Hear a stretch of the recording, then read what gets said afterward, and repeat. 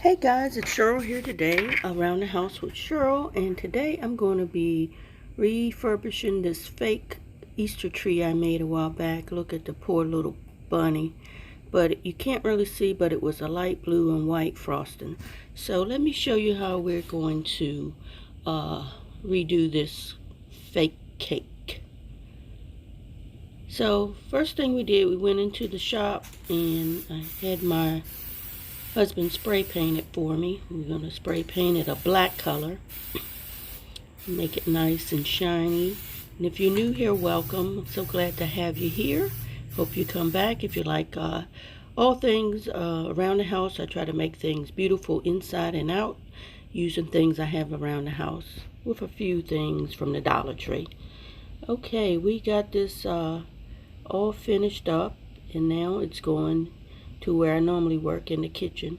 So it's all black, everything's black. You can kind of see right there where some of them, I think it was drywall mud that came off the styrofoam. It's made out of styrofoam. It's a piece I had, and I decided to make a cake with it for Easter one year. And now instead of throwing away, I said let's make a Halloween cake. So I had these different eyes. Got this from off the internet, and I'm going to put the eye in that little spot where the frosting came off, and I'm using these little cabochons, I think you call them, some old different brushes and various paints, I'm not sure exactly, and scissors, and I have some gesso. So I'm not sure exactly how I'm going to paint it, but I figured I'd pull out all my various colors: reds, whites, blacks, orange, green, and brown. And this gesso I'm going to use as a base coat before I put on my other color, just to so I'm not putting like red directly on the black. Okay, so let's get this white on here, the gesso. And as you can see, as I start painting, you can see how the details are coming up. And I put these on there with the cake, different cake top, not toppers, but you know that you put in the bag, and the points. This I think was a star point. So I'm just putting the white on there, and has a little hole in the middle from where I had that bunny rabbit, but we're going to cover that up.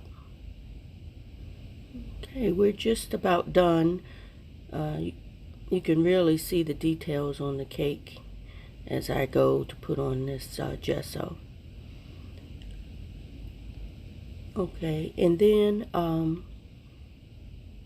I did paint that part I was telling you about with some red. It's a Santa red, and I believe I mixed a little brown with it to make it look more like blood.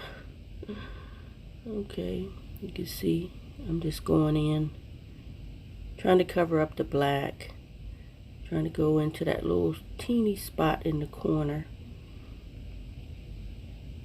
And I think I ended up putting like 2 coats on this.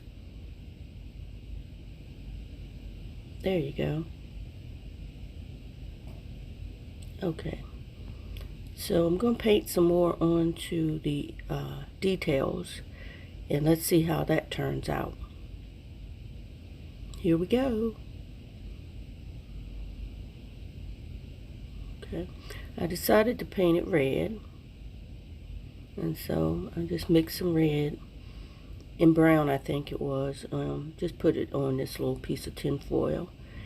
And if you're new here, welcome. I hope you enjoy things around the house, and while you're here, don't forget to subscribe or hit the bell so you don't miss out when I post new videos. And don't forget to hit like. That really helps my channel. Okay, let's get this red on here. Okay guys, after doing this, I decided I was going to go a different route with this cake. I did a little test, as you can see, the lavender and the orange and green, and I decided instead of making it a spooky cake, maybe let's make it a kind of whimsy type Halloween cake. So I'm just thinking about the colors, and I'm still putting the red on here. I think it looks like I put black on there trying to cover it back up. I don't know what I was doing, guys. Anyway, I decided this was not going to work for me. So here I decided let's put the orange on. So we're putting the orange on. And this was really easy because I just took my sponge brush and painted the entire cake orange, except for the top and the bottom. And the details I did paint green and brown. The little brown pieces look like chocolate stars, so that's what I did. Okay.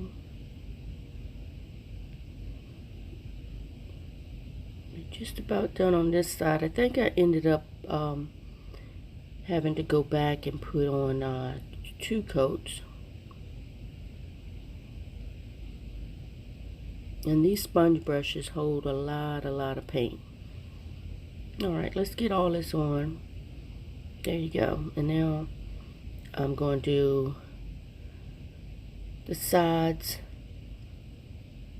And I'm going to come back and do the top with lavender.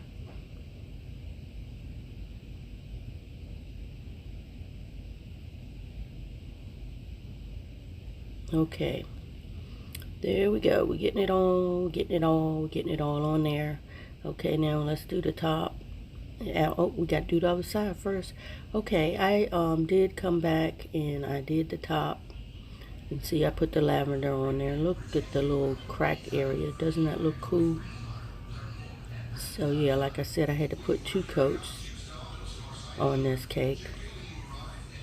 And I'm still trying to figure out what else does this cake need. And this is like a lavender color. I don't know the name because I had it a long time and the label came off. But this was another lavender color that I used on this cake. Okay, and this was a orange. I like the Deco Art paint. It really covers well. Apple Barrel is okay, but I like the Deco Art better. I haven't tried the artesian paints. I think I said that right. I'm not sure, but I'd like to try them. So I'm going to paint the frosting going around with this Waverly green. I think it's like a spring green chalk paint. Something like that. And so once I get that all painted, I'll be back to show you what it looks like, and then you'll see where I had started painting some of the chocolate on the cake. There, you see, I'm just touching it up. So, I have to keep going back and forth because the brush sometimes hits the lavender frosting with trying to put this chocolate on these stars, but they look like the chocolate stars that you buy in the bag, chocolate candy. So let's get this chocolate on here. There we go. And like I said, that's like a candy bar paint. That was Apple Barrel. So now I'm going to find an eye that I want to use. And I also have these 4 little pumpkins. I'm going to paint little faces on them and put them on the cake as well. And I have this little 3/4 inch punch that's the exact size. This is, yeah, the milk chocolate paint I was talking about. I have that little punch that I'm going to use. And then I'm going to paint 4 bats from out of this package. You can get it from the Dollar Tree, the little Halloween wood cutouts. I purchased them last year, so I thought I would put them to good use this time. Okay. And like I said, this 3/4 inch punch works perfect with cutouts for the cabochon. So I'm going to go ahead and take out my little bats. And we're going to paint those. And I was going to use one of these pumpkins as a template. Okay, now like I said, this little 3/4 inch punch has a place where you can see what you're punching. And you just slide it in. I've got to figure out what eye I want to use. So I think maybe this blue one. Oh, got it upside down, turn it over. And you just, it's fairly easy to punch. You can pick these up at Hobby Lobby. I have another one that's shaped like a gift tag I'm going to share with you when I try to get rid of some of my greeting cards and make them into gift tags. Okay, let's punch this out. And I ended up having to put well, I still can't figure which which eye I want. Okay, let's just pick one and go with it. Now this punch is a little bit bigger. These eyes aren't spaced very well.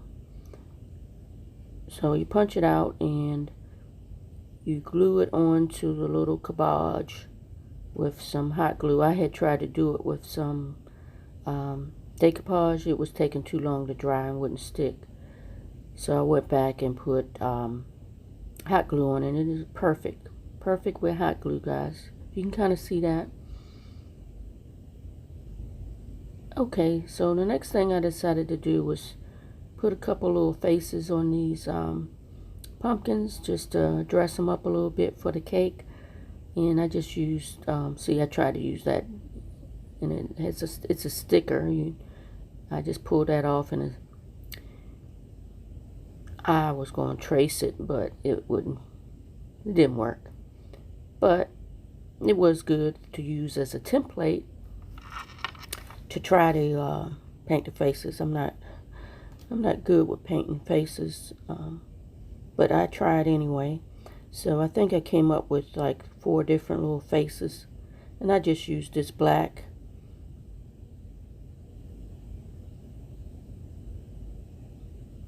And I'm going to show you what the first face, I just did like, you know, the typical triangle color eyes. Look, you see I had to look at the sticker just to figure out how to paint a darn jack-o'-lantern eye face. So we got that going.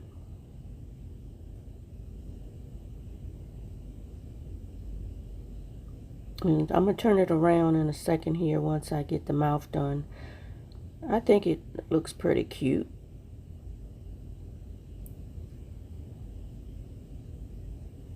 And like I said, if you're new here, don't forget, if you made it this far, don't forget to subscribe and hit the bell so you don't miss out. I'm going to be doing several Halloween videos here, using stuff that, like I said, I have around the house and stuff that I pick up at the Dollar Tree.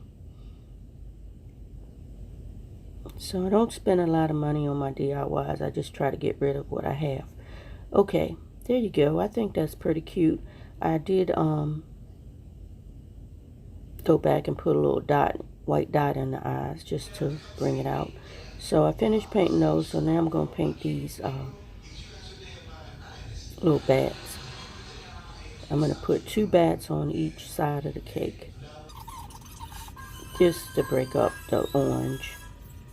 And then I put 2 little white dots on the bats for eyes. Okay, so I'm going to put the pumpkins at the top, but first let me show you what the bats look like. I think they came out pretty cute. Look, little not wanting to focus, but there you go. But you get the idea. I tried to get the camera to focus, it wouldn't focus, but okay. So like I said, I put a couple of white dots on the eyes of the pumpkins just to bring them out. And a lot of times my eyes are kooky and crazy, but I think that looked pretty good.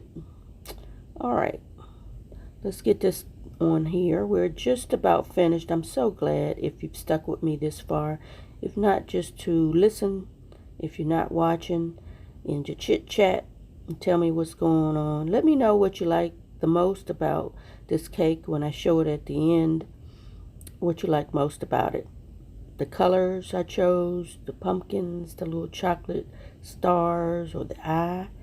I'd really like to know what you think. Okay, I think that's a cute one too. All right.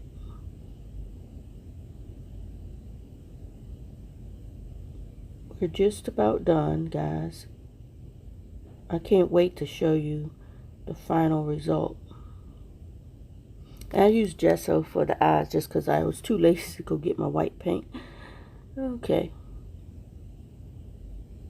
I need to start crafting in my craft room, which is the garage. It's kind of hard sometimes. There's a car in there, and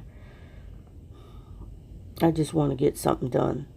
And at least here I can watch TV and